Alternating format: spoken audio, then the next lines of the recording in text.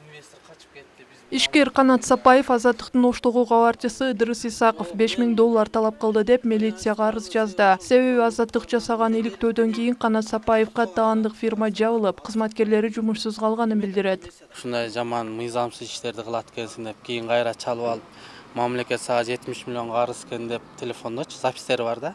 Ошентип анан сени телевизорго чыгарбаш үчүн сен мага акча беришиң керек, же болбосо сен чоң иште иштейт экенсиң, машинаңды көрсөт, Lexus машинаң, аны деле мине беребиз деп. Ушинтип кечке мал караңгы түндө бастырып келип тартып кеткен мени. Бул кайсы күнү болуп атат? Ошол баягы Азаттыктан салык төлөбөгөн фирмалар деп мени шаарда бир акчы чоң баштуу кишиге байланыштырып тартып кеткен. Кийин анан мен органдарга кайрылам десем, каалаган органыңа кайрыл.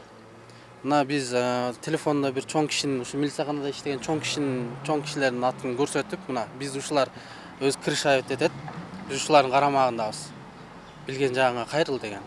Ал эми Азаттыктын Оштогу кабарчысы Ыдырыс Исаков өзүнө карата коюлган дооматтарды каралоо деп эсептейт. Ал $5000 сурады деген жигит Оштого эң бай деген Жалил Атамбаевдин колунда иштегенин, ал кол алдындагы ишкерди пайдаланып жатканын билдирет. Ал мен информация такыр бербеймин. Эгерде мени ушул азыр тарткандарыңарды чыгара турган болсоңор, анда сотко берем деп эме кылган. Макул дедик, биз анда тартканыбыз тарткан бойдон калган, биз аны чыгарган эмеспиз. Бирок ошол съемкалар бардыгы бар. Биз дагы бүгүн төрөлүп калган эмеспиз. Ошон үчүн азыр Жалил Атамбаевдардын жагдайы, алардын мүнөзү, алардын табият кандай экенин жакшы билебиз. Ошон үчүн киргенден баштап камераны жакканбыз. Ошол лестницада кантип тепкичтен көтөрүлүп кетип атканыбыздан баштап түшүп, биз машинага отуруп кеткенге чейин камера өчкөн эмес. Буга чейин Ыдырыс Исаков Осо Агродор ишканасынан акча талап кылды деген маалымат тараган. Бирок милиция журналисттин акча талап кылган фактысы далилденбеген үчүн иш тергөөчүнүн токтому менен кыскартылган. Бирок журналист бул каралоолор Жалил Атамбаев боюнча экинчи иликтөөсүн баштагандан кийин болуп жатат деп билдирди. Жалил Атамбаевден ошол доомат боюнча, жанагы салыктарын төлөбөгөнү боюнча эмне үчүн аягына чыкпады? Аягына чыгып бериңиздер. Жанагы ыйлап отурган келиндин абалы эмне?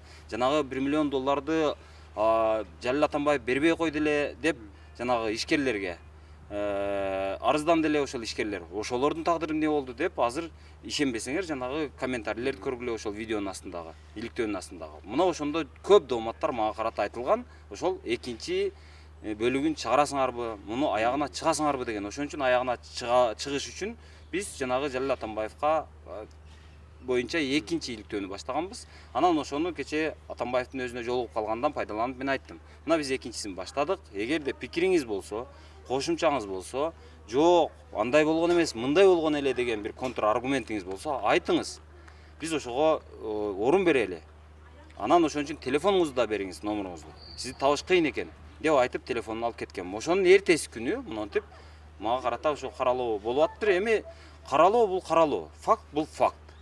Фактын алып келсин, анда апарып туруп Ыдырыс Исаковду барып камап койсун. Мен даярмын ага. Эскерте кетсек, Азаттыктын салык төлөбөгөн ишкерлер боюнча иликтөөсү быйыл апрелде жарыяланган. Иликтөөдө Жалил Атамбаевга жана анын жакындарына тиешелүү деп айтылган Урмош Ойл, Жаңы Дор, Токпай Курулуш, ППП, ЧКБ Строй, Беш Арча, Агродор жана Айтук Строй фирмалары мамлекетке салык төлөбөй келгени көрсөтүлгөн. Назгуль Ахунова, Айкөл Олжобай уулу, ТМЖ жаңылыктары.